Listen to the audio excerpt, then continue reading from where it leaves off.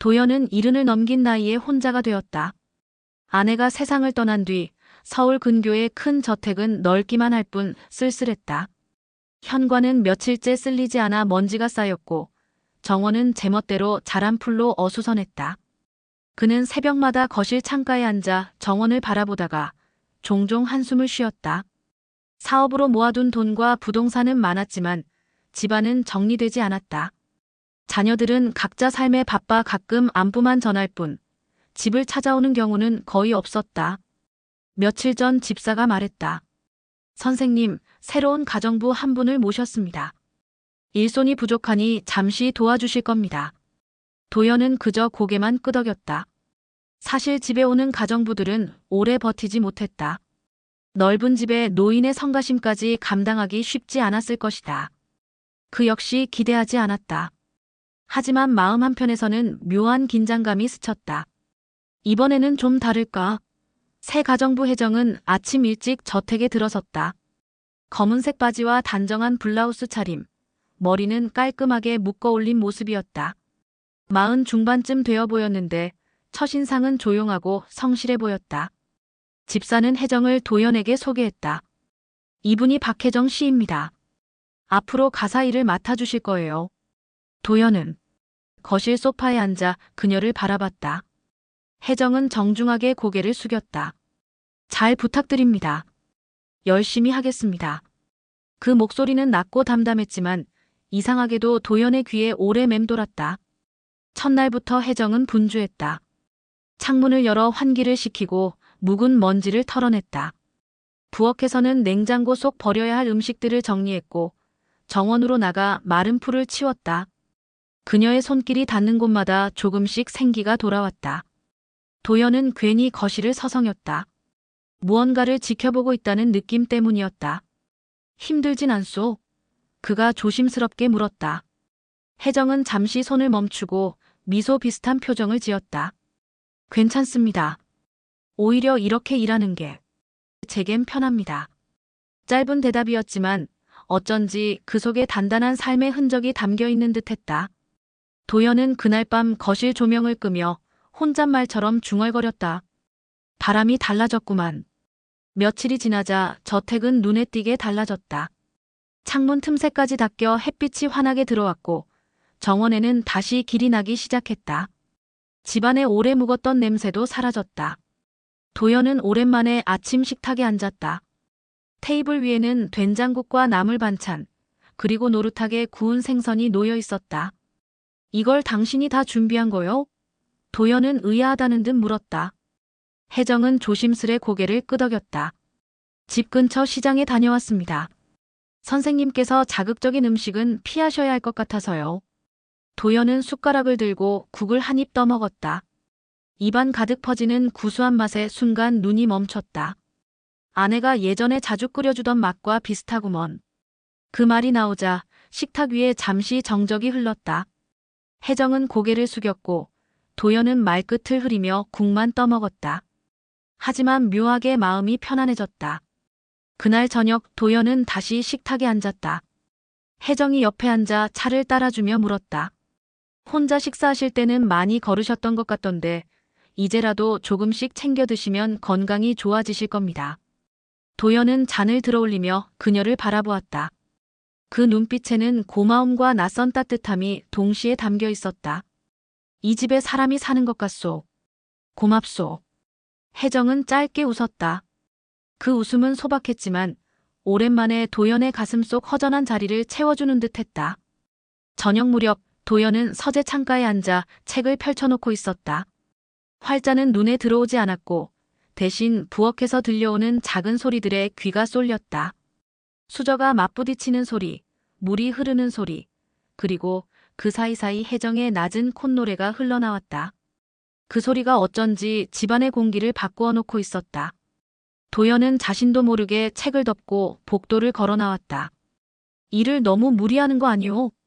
그의 목소리에 혜정이 놀라 고개를 들었다. 앞치마에 묻은 물기를 닦으며 그녀는 잠시 멈칫했다. 아, 이 정도는 괜찮습니다. 오히려 움직이는 게 더 편합니다. 그 말과 함께 지은 미소는 길게 남았다. 도연은 괜히 시선을 돌렸다. 오래전 잊고 지냈던 감정이 어딘가에서 깨어나는 듯했다. 며칠 뒤 비가 내리던 저녁이었다. 혜정은 정원에 나가 젖은 빨래를 걷어오다가 발을 미끄러뜨렸다. 다행히 크게 다치진 않았지만 치마 끝이 흙탕물에 젖었다. 이런 날씨엔 그냥 두면 되지. 괜히 고생했구먼. 도연이 손수건을 건네며 말했다. 미묘한 미소가 스쳤다. 그 미소는 분명 단순한 예의 이상의 무언가였다. 도연은 그날 밤 침대에 누워 오래도록 뒤척였다. 나이 먹어도 이런 기분이 남아있구나.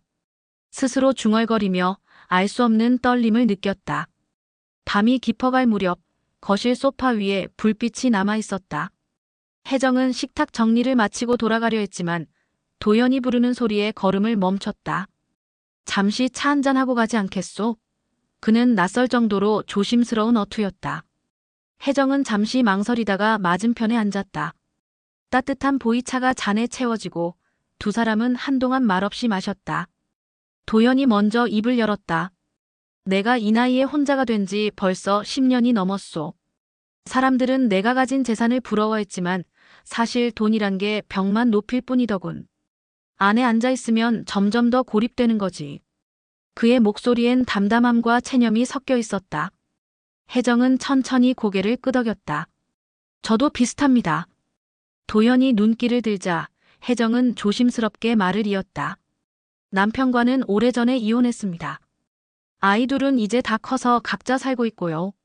제 몫의 삶을 찾으려 하지만 마음 한편은 늘 허전했습니다. 거실 안은 잠시 고요했다. 서로의 눈빛이 마주쳤고 오래 묵혀둔 상처들이 교차하는 듯했다. 도연은 잔을 내려놓으며 낮게 웃었다. 결국 우리 둘 다 외로움 속에 살고 있었구먼. 혜정의 눈가가 살짝 젖었다. 하지만 곧 미소를 지었다. 그래도 이렇게 얘기할 수 있는 사람이 있다는 게 다행이네요. 그날 이후 두 사람은 가끔씩 식탁 너머 혹은 거실에서 마주 앉아 서로의 이야기를 나눴다. 과거의 상처는 여전히 아팠지만 그 상처를 함께 들어줄 누군가가 있다는 사실은 이상하게도 위로가 되었다. 봄비가 오락가락 내리던 오후, 도연은 거실 창가에 앉아 책을 읽고 있었다. 혜정은 다림질을 하며 조용히 허밍을 하고 있었는데 그 잔잔한 소리에 도연의 시선이 자꾸만 머물렀다. 문득 그는 자신의 시선을 눈치챈 듯 고개를 돌렸다.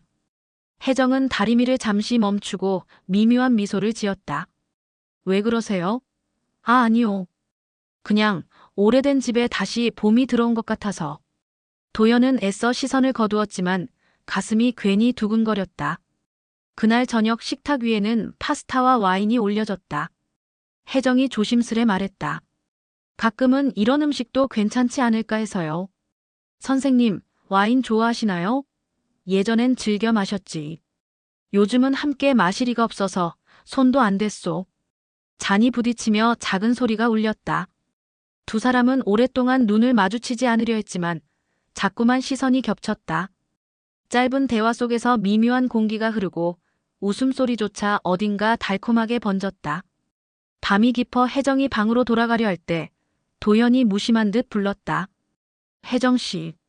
그녀가 돌아보자 도연은 잠시 머뭇거리다 말했다. 오늘 참 즐거웠소. 고맙소.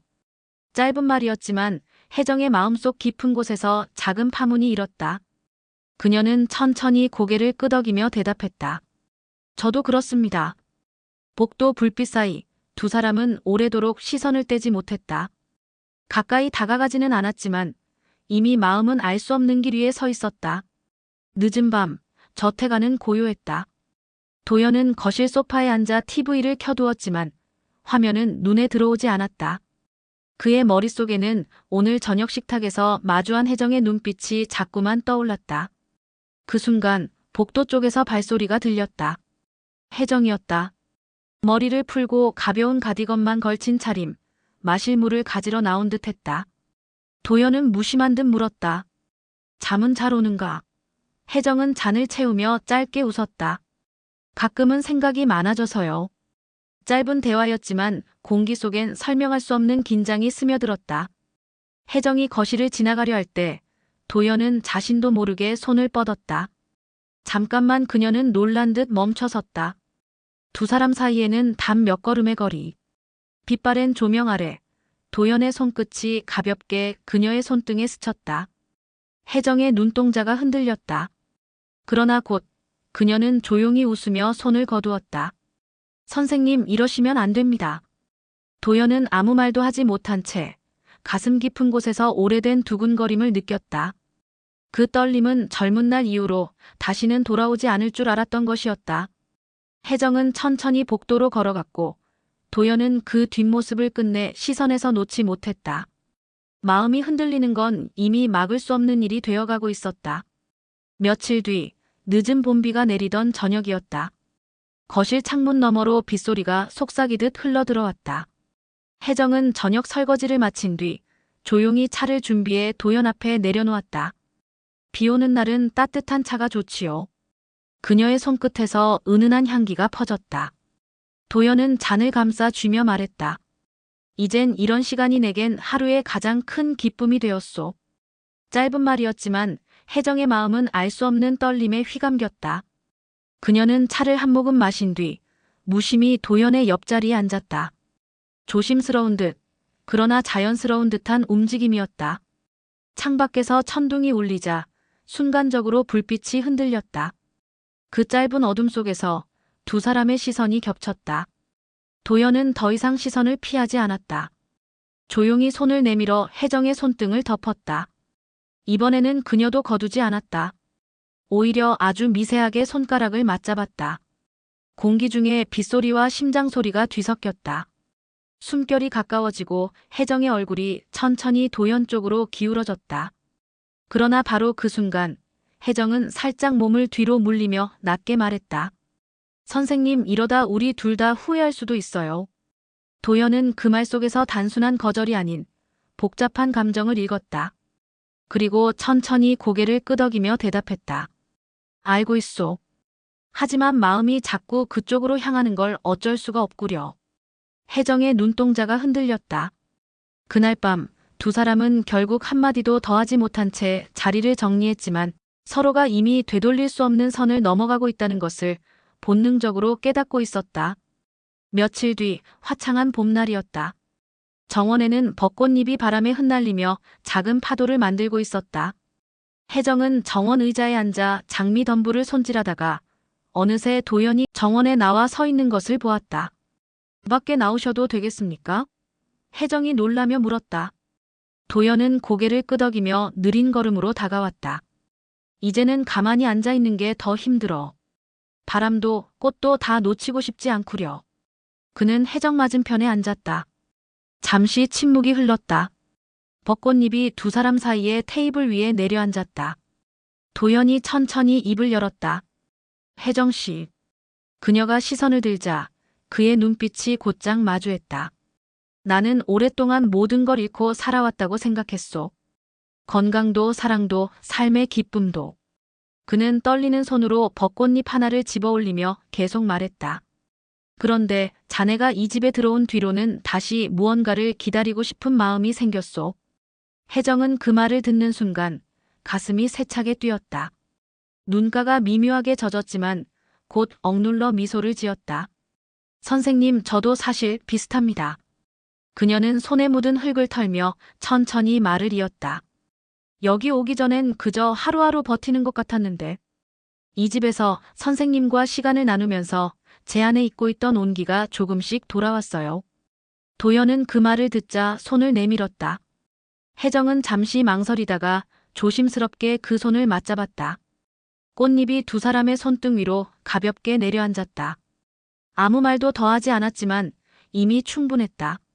그날의 바람과 햇살, 그리고 서로의 눈빛이 모든 것을 대신하고 있었다. 고백 이후 두 사람은 오히려 더 조심스러워졌다.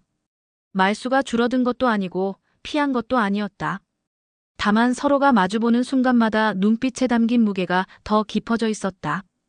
어느 날 도연의 장남이 불쑥 저택을 찾아왔다. 아버지, 요즘 괜찮으십니까? 그는 살갑게 인사를 건넸지만 곧 집안을 둘러보다가 혜정을 바라보았다. 가정부라는 신분에 대한 의심 섞인 시선이 잠깐 스쳤다. 도연은 그 눈빛을 놓치지 않았다. 장남이 돌아간 뒤 그는 혜정을 불러앉혔다. 혹시 힘들진 않은가? 내 곁에 있는 게 부담스럽지 않나? 혜정은 고개를 저었다. 그럴 리가 있나요? 저는 제자리에서 할 일을 할 뿐입니다.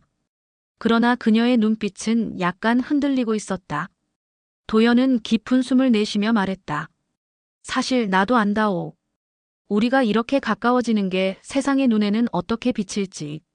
하지만 그렇다고 해서 자네를 멀리할 수도 없구려. 혜정은 손을 모은 채 조용히 고개를 숙였다. 저도 멀어질 수가 없습니다. 그게 두렵기도 하지만요. 그 순간 두 사람 사이에는 어떤 벽도 무너져 내린 듯한 침묵이 흘렀다. 서로에게 다가가면 상처를 받을 수도 있지만 물러난다면 더 큰 공허가 남을 것이 분명했다. 그날 밤 빗소리 속에서 혜정은 혼잣말처럼 속삭였다. 선생님, 이제 저는 선생님 곁이 제자리가 된 것 같아요. 도연은 그 말을 가슴 깊이 새기며 오래도록 잠을 이루지 못했다. 늦은 여름밤이었다. 창밖에서는 매미 소리가 한풀 꺾이고 풀벌레 울음이 대신 고요한 정원을 채우고 있었다. 도연은 거실 소파에 앉아 책을 펼쳤지만 글자가 눈에 들어오지 않았다. 머릿속에는 계속 혜정의 얼굴만이 맴돌았다. 얼마 전 아들에게서 받은 의심스러운 시선, 그리고 자신과 혜정이 멀어질 수도 있다는 불안이 지워지지 않았다. 잠시 후 부엌 불빛이 꺼지고 발소리가 다가왔다. 혜정이 조용히 다가와 물었다. 아직 안 주무셨습니까? 도연은 책을 덮고 고개를 들었다. 자네도 이제 쉬어야 할 텐데. 혜정은 잠시 망설이다가 소파 맞은편이 아닌 바로 옆자리에 앉았다. 서로의 어깨가 가볍게 스칠 정도의 거리였다. 그 순간 도연의 가슴이 크게 뛰기 시작했다. 말없이 시간이 흘렀다. 창밖에서 바람이 불어 커튼이 흔들렸고 두 사람의 그림자가 벽에 길게 드리워졌다. 도연이 먼저 입을 열었다. 혜정 씨, 나는 이제 숨기지 않으려 하오. 자네가 내 곁에 있어주는 것이 살아있다는 걸 느끼게 해주오. 그의 목소리는 낮고 떨렸지만 단호했다. 혜정은 눈을 감았다가 천천히 뜨며 대답했다. 저도 그래요. 선생님 곁에 있으면 잃어버린 제 삶을 되찾는 기분이에요. 그녀의 손이 살짝 그의 무릎 위에 내려앉았다. 도연은 그 따스함에 눈을 감았다. 그동안 억눌러온 감정이 파도처럼 밀려와 그는 조심스럽게 혜정의 손을 꼭 잡았다. 짧은 침묵이 흐른 뒤 혜정이 낮게 속삭였다. 우리가 이렇게 가까워져도 될까요? 도연은 그녀를 바라보며 답했다. 나는 이미 답을 정했소. 자네를 놓치지 않겠다고. 그날 밤 두 사람의 고백은 말로 다하지 않아도 충분히 전해졌다. 차가운 밤 공기 속에서도 서로의 온기는 오래도록 꺼지지 않았다. 며칠 동안 두 사람은 서로를 피하지도 그렇다고 노골적으로 드러내지도 않았다. 그러나 마음속에는 이미 그날 밤의 고백이 뿌리 깊게 내려 있었다. 늦은 저녁 정원에는 달빛이 고요히 내려앉아 있었다. 혜정은 물뿌리개를 들고 장미덤불에 물을 주고 있었다. 그녀의 어깨 위로 달빛이 내려앉아 은빛으로 빛나고 바람에 흩날리는 머리칼이 한 폭의 그림처럼 보였다. 도연은 현관에 서서 오래도록 그 모습을 바라보다가 결국 천천히 다가갔다. 밤에 정원일이라니 몸 상하지 않겠소. 혜정이 놀라 고개를 들었다. 잠이 오지 않아서요. 달빛이 좋아서 그녀는 물뿌리개를 내려놓고 손을 털었다. 두 사람은 나란히 섰다. 잠시 달빛 속 침묵이 이어졌다. 도연은 떨리는 목소리로 말을 꺼냈다. 혜정 씨, 나는 이렇게 가까이 서 있기만 해도 가슴이 요동치는 걸 막을 수가 없소. 그의 솔직한 고백에 혜정의 볼이 붉어졌다. 그녀는 시선을 피하려 했으나 도연의 손길이 조심스럽게 다가와 그녀의 손을 감싸쥐었다. 혜정은 잠시 숨을 고르고 그의 눈빛을 정면으로 마주했다. 그 순간 더 이상 말은 필요하지 않았다. 도연은 서툴지만 간절한 마음으로 그녀의 얼굴에 다가갔다. 그리고 마침내 두 사람의 입술이 닿았다. 처음은 조심스러웠다. 하지만 이내 오랫동안 억눌러온 감정이 터져나오듯 서로를 놓지 못한 채 깊어졌다. 달빛이 그 순간을 감싸 안았고 정원의 장미 향기가 바람에 스며들었다. 짧은 입맞춤이 끝나자 혜정은 숨을 고르며 속삭였다. 이제 후회하지 않으시겠습니까? 도연은 단호히 고개를 저었다. 후회란 말은 이제 내 삶에 없소. 자네만 있다면. 그 말에 혜정은 눈을 감고 그의 품에 조용히 안겼다. 그날 밤 달빛은 두 사람의 첫 입맞춤을 오래도록 비추어 주었다. 첫 입맞춤은 짧았지만 그 여운은 오래 남았다. 그날 이후로 두 사람은 서로를 더 깊이 의식했다. 스쳐 지나가는 손끝에도 심장이 뛰었고 함께하는 일상은 전보다 더욱 간절하게 느껴졌다. 그러나 그만큼 두려움도 커졌다. 사람들의 눈, 가족의 시선, 그리고 넘지 말아야 할 선을 넘고 있다는 자각이 두 사람의 마음속에서 계속 부딪혔다. 늦은 밤, 비가 내리던 날이었다. 천둥이 치자 혜정은 깜짝 놀라 창문을 닫으려다 발을 헛디뎌 비틀거렸다. 그 순간 도연이 달려와 그녀를 붙잡았다. 괜찮소? 네, 놀라서 두 사람은 그대로 가까이 선 채 멈춰 섰다. 빗소리가 요란하게 울려 퍼졌지만 방 안에는 오직 두 사람의 호흡만이 들렸다. 도연은 더 이상 자신을 억누를 수 없었다. 그의 손이 그녀의 뺨을 감싸고 눈빛이 깊게 내려앉았다. 혜정은 저항하지 않았다. 오히려 천천히 눈을 감았다. 두 번째 입맞춤은 첫 번째와 달랐다. 이제는 망설임이 아닌 뜨겁고 절실한 갈망이었다. 입술이 포개지고 손끝이 서로의 온기를 탐색하듯 머물렀다. 선생님, 혜정의 목소리가 떨리며 흘러나왔다. 우린 너무 멀리 가고 있는 건 아닐까요? 도연은 그녀를 아는 채 낮게 대답했다. 멀리 가는 게 두렵소. 난 이제 자네 없이는 단 하루도 상상할 수 없는데. 그녀는 그 말에 더 이상 말을 잇지 못하고 그저 그의 품에 얼굴을 묻었다. 금지된 줄 알면서도 두 사람은 이미 돌이킬 수 없는 길로 들어서고 있었다. 그날 밤 빗소리는 두 사람의 심장을 대신 두드리는 북소리 같았다. 밖의 세상이 아무리 요란해도 방 안은 오직 두 사람의 열정으로 가득 차 있었다. 두 사람의 관계는 깊어졌지만 일상은 점차 무너져갔다. 도연의 아들은 아버지의 변화를 눈치챘다. 아버지, 요즘 무슨 일 있으십니까? 표정이 예전 같지 않으세요. 도연은 대답을 피했지만 불안은 점점 커졌다. 혜정 역시 집안 사람들의 시선이 두려워 도연과 거리를 두려고 애썼다. 그러나 멀어지려 할수록 서로의 존재는 더 절실해졌다. 어느 날 도연의 아들이 불쑥 집을 찾았다. 거실에 함께 있던 두 사람을 바라보는 눈빛은 차가웠다. 가정부와 이렇게 가까이 지내시는 게 정상입니까? 그의 목소리에는 의심과 분노가 뒤섞여 있었다. 도연은 잠시 침묵하다가 무겁게 입을 열었다. 그녀는 단순한 가정부가 아니야.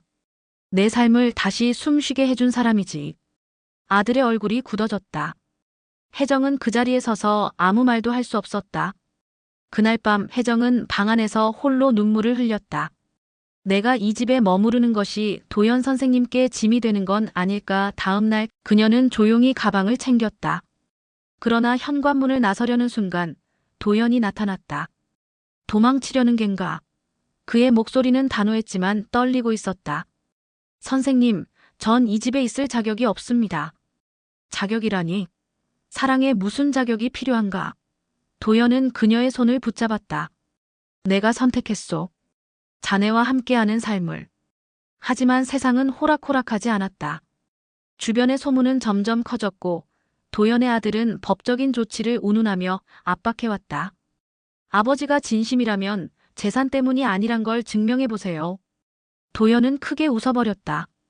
재산 따위, 내겐 중요치 않다. 내가 가진 걸 다 내줘도 좋다. 다만 그녀와 함께할 수 있다면. 그의 결연한 목소리에 아들은 더 이상 아무 말도 하지 못했다. 시간은 흘러 겨울이 지나고 봄이 왔다. 정원의 벚꽃이 흩날리는 날, 두 사람은 함께 앉아 있었다. 도연은 지팡이를 짚고 있었지만 얼굴에는 오랜만에 평온한 미소가 피어 있었다. 혜정은 그의 곁에서 따뜻한 차를 내주며 조용히 속삭였다. 선생님, 이제 괜찮으신 거죠? 그는 고개를 끄덕이며 대답했다. 이제야 진짜 삶을 살고 있구나 싶소. 해질 무렵 도연은 혜정의 손을 꼭 잡았다. 앞으로 남은 시간이 얼마나 될지 몰라도 나는 자네와 함께하겠소. 어떤 눈초리와 소문에도 흔들리지 않고. 혜정의 눈가가 젖었다. 저도요. 제가 가진 건 많지 않지만 마지막까지 곁을 지킬게요. 그 순간 두 사람 사이에는 그 어떤 불안도 끼어들 수 없었다. 세상은 여전히 차가웠지만 그들의 온기는 변하지 않았다. 몇 년 뒤 마을 사람들은 여전히 대저택의 정원에서 함께 걸어다니는 두 사람을 보곤 했다. 늙은 남자와 중년의 여자가 마치 오래된 부부처럼 서로를 보듬으며 웃는 모습은 보는 이들의 마음마저 따뜻하게 했다. 도연은 조금씩 지팡이에 의지했지만 옆에 선 혜정 덕분에 걸음은 한결 가벼워 보였다. 그들의 사랑은 많은 반대와 편견을 이겨낸 끝에 결국 세상 속에서 자신만의 자리를 찾았다. 그리고 그들의 마지막까지 함께할 약속은 봄날의 벚꽃처럼 빛나며 피어 있었다.